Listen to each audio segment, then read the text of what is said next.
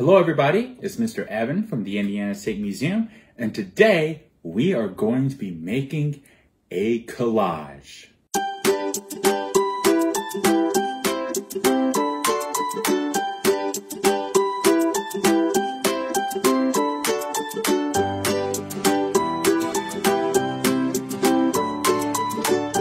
A collage is a piece of work of art that is made by using a number of different materials. We often use glue or another type of sticky substance to stick it all together.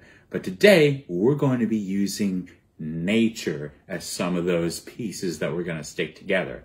So what we'll need is paper, glue, and some natural materials. Well, I have my paper, I have my glue. It's time to go get my nature.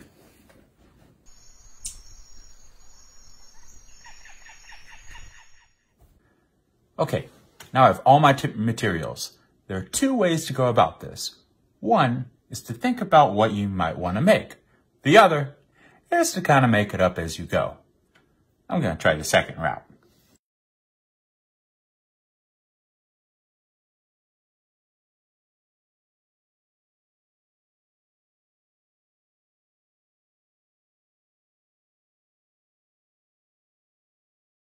There.